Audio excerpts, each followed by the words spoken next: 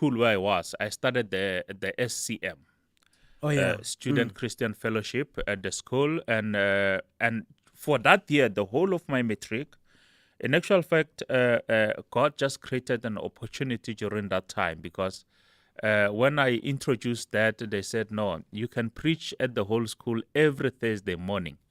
So I had an hour every week to preach to the students Yeah. every morning. And a lot of people gave their life to Christ. Students gave their life to Christ during that time. And they become so many Yeah. that we eventually decided to ask a class at the school to start a church, to start a branch at that school. Yes. And the principal gave us the class, and then we Come started, on. while I was still there, Yeah. we started a branch, and That's so around the good. area, kids started coming. We had a Sunday school. Even some of the parents started coming and joining us. And until I finished my matric, I was at the crossroad that do I go to the university or I continue Yes. with the work? But I asked, I said, Lord, you know the situation at home. I need to go and study, Yes. and I will continue with the work. You know, that's what happened. So when I made that decision, we were staying in the place called Muteti in Kwandebele. Yeah. So at that place, what happened is I didn't have money to go to the university. I didn't have money for transport. I will stay every day at 7. I will go outside and just pray and talk to God. You know, I used to talk to God and trusting Him. I say, Lord, you put this in my heart. Oh, remember now, at that time, I had an acceptance letter at the University of Pretoria. Oh yeah. Oh yeah. Yes. So, and then I say, Lord, I don't have money. I don't know how will I get there? My parents doesn't even have money. I don't even know Pretoria much. So I didn't know even Pretoria, you know, but I just know that I need to go there, you know. So, and eventually a neighbor just came, say, hey man, what's happening? You passed, and then what's happening? I say, I need to go to this place. He said, no, you'll come with me. Wow. I'll take you. And that's when I saw God provided. Yeah. And I got to the university. The first thing that happened, this is the I think I shared with you, but I hardly share about this. I got to the university. I said I want to study, but I don't have money and I've got nothing. And they said they started saying, the guys say, okay, let's check your marks first. They check. They say, no, you don't qualify for any of our scholarship, any of our bursaries. Yeah. So sorry, we can't help you. Oh Lord. And I remember that morning I went out, and then I was sitting right on the stoop, and there was sitting there, and then I'm starting to think, and it's like I was interceding in my spirit. And then I say, Lord, you made a way that I could leave home and come here. Now I'm here, and these guys, they say they can't take me. Hey, I sit there, and, you know, people were passing by. I couldn't even see them, the way I was just so in like I was praying, sitting there and praying, and praying. Yeah. And then I say, Lord, please make a way for me, make a way. And suddenly, and I saw there was a bunch of newspapers, and I started seeing people picking up one newspaper, and then I say, okay, are they selling it or it's for free? I decided to take, and then I checked, and then no one was coming. I said, oh, it means it's free. So, Yeah. so one thing that I saw that actually the Spirit led me. So that morning, I took the newspaper. I see on the front page there's a picture of different banks, Absa, Standard Bank, and then so. Then it's written that newspaper, it was for the University of Pretoria. So that it's written there. It says, these banks offer students who don't qualify for study at the University of Pretoria. I said, oh, by the way, I'm at the University of Pretoria. Yeah. Then I don't have funds. Let me go to the bank. But I realized they say these banks, they are at Hatfield. I didn't know where Hatfield is. I didn't know that Hatfield it was just around the That's corner. where you are, But actually. you know, I gave up. Actually, I just gave up, and then I decided to take a walk. You know, I just decided to take a walk. Yeah. I was just walking. As I was walking, I was walking, and the next thing, I open my eyes. I see a board say, "Welcome to Hatfield Plaza." My goodness. I opened the newspaper. I said, "What? Okay, this must be God." Oh, wow. I said, "This must be God." It has to. And then I started going to different banks, and of course they declined until I went to the last bank, which was Standard Bank, and then I thought maybe they will help me because my uncle had an account. Yeah. Each and every bank, when I got there, they said, "Do you have a family? Do you have your parents or a guardian who's got the life insurance? Who's got the account with us?" I didn't have any one of that. But my uncle, I knew that he has bank account only, but not life insurance and so forth. Yeah. So I got there, and they at the last bank, I said, "Now this is my last hope." I stood there, and that lady at the bank, and then she told me exactly the same thing.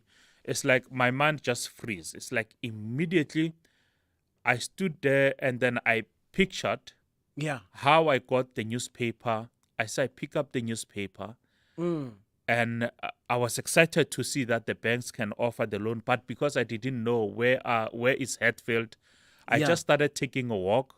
And when I got to the place where I was working, and I saw the Hatfield, and I was again excited that, oh yes, that means God, you are going to help me. At that moment, I'm standing there. It's like my mind just freeze, and then I'm like checking, and in my mind, and then I'm talking myself, and then and I say, but Lord, then I went to different banks, and this is the last bank, and the next thing I hear, "Excuse me, sir, excuse me," because I was standing there. It's like my mind just froze completely. God, yeah. And then the lady said, "Where are you going to study?" I said, "At the University of Pretoria." And she said, "Write this name down." I remember she gave me the name of a person. Go to the administration building and then get in touch with this person. Tell her I've sent you. Yeah. And then she said, "Write your name." I had the envelope. So she wrote her name on the outside of the envelope. Yeah. Go to this lady, and which is the head of finance there at the university. The boss of the man who rejected me in the morning. Now they send me to the boss. Yeah. Yes, they send me to the boss. And I got there, I found a long queue. And I just pass everyone, and then I go straight to the secretary of the HOD of finance. And then I got there, and then she said to me, "Do you have appointment?" I said, "No." "Should I have appointment?" She said, "Yes, you must make appointment. All these people that you see, they made appointment, or they are here to make appointment. You can join the queue." As I was standing there, and again, and then I say, "Okay, let me make appointment then." She said, "Okay, no, that's fine. You can come." That was on Tuesday, I remember very well. She said, "You can come and see her next week, Monday, at 3. Oh, Lord. I say, "Oh, but 3 is far. The classes are starting soon this week." She said, "Yeah, but I can't help you. My diary is full." And immediately as we were talking, the phone rang from the HOD. Yes. And then she said, the appointment, someone walked out of that office and said, my appointment with this person finished early. Yeah. Can you, do you have someone that I can see now? Oh, Lord. And she said, and the secretary said, "No, but I've got this guy who just came. He wanted to see you. He was sent by the whoever the bank at Standard Bank." They said, "Go, no, send him in. Send him in." Oh, I my passed God. everyone, and I went in, and I sit there, and we didn't even spend 10 minutes. And she said to me, "Can you just go and do an affidavit to confirm that your mom, she works at the farm as a domestic worker, and you can't afford to study?" I said, "Yes, I'll do that." Little did I know, I didn't even have money, but I said, and then she said, "Can you be here tomorrow at 7 o'clock in the morning?" I just agreed, yes. Oh, Lord. Oh, Lord. Oh, Lord. So that's what happened, and I managed, and the very same man that actually said to me, that was helping me. I Yeah. went to him. I said, "Can you borrow me money? I need to travel going home with the bus." All And right. then when I get home, I'll go to ask my mom. We go to the police station. We made an affidavit. Then I come tomorrow back. morning, I take a bus at 3 o'clock in the morning. Then I need to be at the university at 7 a.m. You know what he said? That man, he said, just relax. Yeah. We're going to drive home. I'll take you home. Oh, wow. And then so that when you get there at night, you're not going to get even transport to take your mom to police To station. the police station, To yes. police station, you have to travel. So there won't be any transport. So we'll go. We'll take your mom. We go to police station. We make the affidavit. You Oh, come back. God. Tomorrow morning, we left early. 7 o'clock, I'll drop you here. Yeah. That man, he did that. Yes. That is God. And that's how I got registered. Yeah. All right. Because of time, this is a beautiful story. I'm going to make a proposal to you, Pastor Petla, because I want us to talk about business. Okay. How you get into business. You studied, and now you are done at school with studies, and how you get into business. I would want you to answer as an introduction. Okay. And then off air, I will then twist your arm to come back next week and now give us the in-depth story about how you get into business, the type of business. Because what I like about the business that you do, or what you do, is that you went for a business that I don't know anybody else who does the business. And you went into that business. You know, you went, your life is like you go where they say there's no one who goes there. Yeah. That's exactly where you go. So when we talk about business, I want us to do it justice proper. Okay. Maybe next week, and we do it justice, and we talk about it, and we get into how you get into business, and then at the end, maybe we can then get to help God's people. We can do it via Zoom if you're not in studio. Okay. Yeah, we can do it via Zoom. So then it will help a lot of people who are sitting and waiting for opportunities to come to them. You know, Okay. it's like your story already, how you got into varsity. A lot of people would have like, I don't have money, and they sit at home. They just sit at home. But yes, already absolutely. it's a powerful story of how you pushed yourself and you got Yes, yourself. yes. You know you were usable in the hand of God. Yeah. You know, yeah, God was able to move you because you were there. Yeah. Had you not Yeah. been in the varsity, God would not have been able to show you Hatfield Center, Hatfield Yeah, Square. absolutely. You know, had Yes, you just yes. sat at home. But because Yeah. you got up and you went to the university, God said, get up from where you are sitting. It's not time to feel bad. Press on. Press you know, on. Press on. And The problem is when when we you sit. moved, Yeah. there was Hatfield Square was there already. Yes. The problem absolutely. was that you were at a different location, and God had to Yes. move you to the right location. Yeah. So that, and the timing is of God as well. the timings of Yeah, God. because you could have gotten to the bank at a different time and not gotten the right people. God orchestrated, but the major thing is that you showed up. Yeah. That's the beautiful thing that I'm getting from this story, is that for you to even study at varsity, you showed up, and God was able to use you. God will be able to use you. What is most important is that we don't sit, we don't wait, and then say, "I'm just sitting." Come on, yes. Something will just happen. You need to do something. You know, we Powerful, need yeah. to stand up and then do something, and then trust God. You know, the most important thing is to have faith, and then trust Him fully. And then once we trust Him, and then I think God will do the rest. Yes. Pastor Joseph Petla, I'm so looking forward to part 2 of our talk. That will bring part 3, maybe, who knows, a regular guest on the show.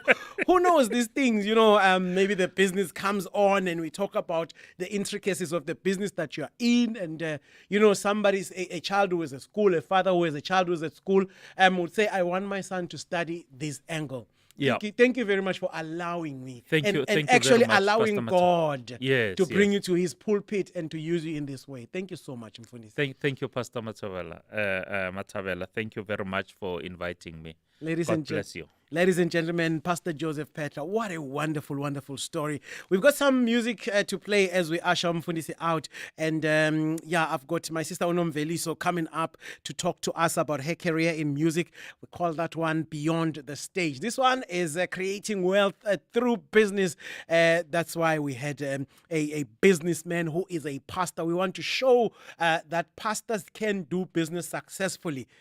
You better put the alarm now for next week when Pastor comes so that you hear how he got into business. Goosebumps all over my body. You got some music before we get to this Nomveliso. There is radio, and then there is Radio Cape Pulpit on 7 to 9 a.m.